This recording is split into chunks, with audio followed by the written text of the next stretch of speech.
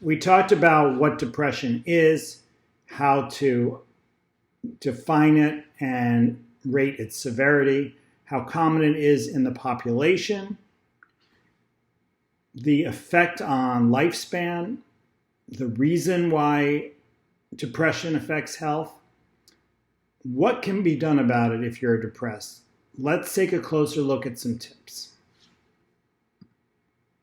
First of all, I want to say that depression is very treatable. I have treated thousands of patients who suffer from depression, and these tips have been validated with large numbers of people.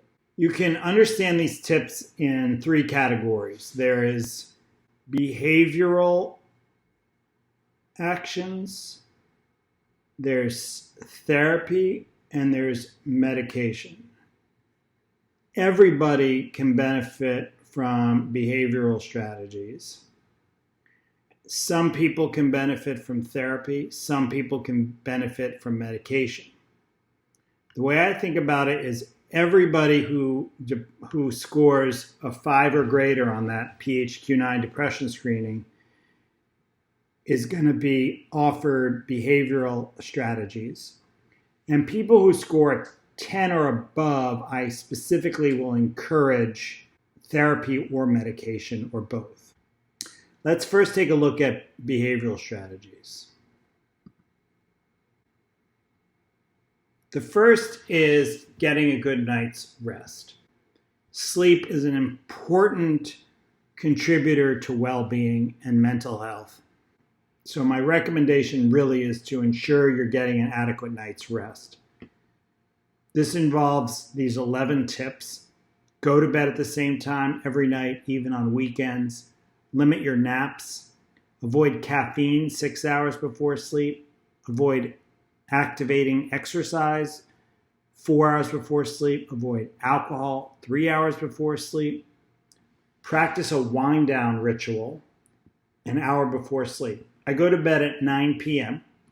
At 8 p.m., I turn out the lights, put on the air conditioner, turn on an audiobook with Bluetooth headphones, put my cell phone on the opposite side of the room so I can't be distracted on my smartphone.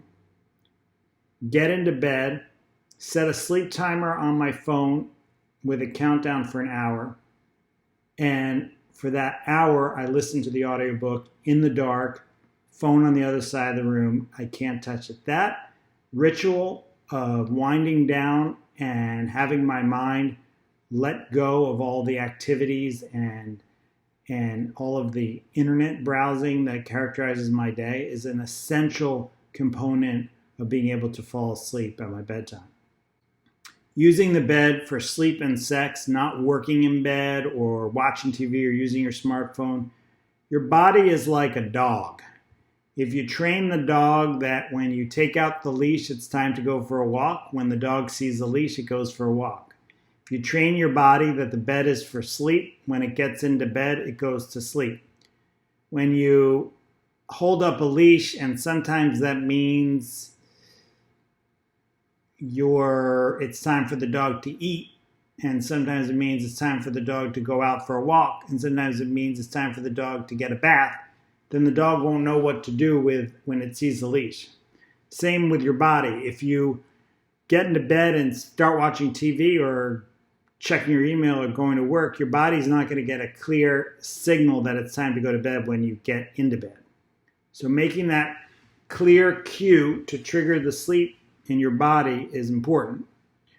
Using a blue light filter on your phone within 2 hours of sleep, and you can see in the settings, display and brightness, turning on night shift mode is how to set that up.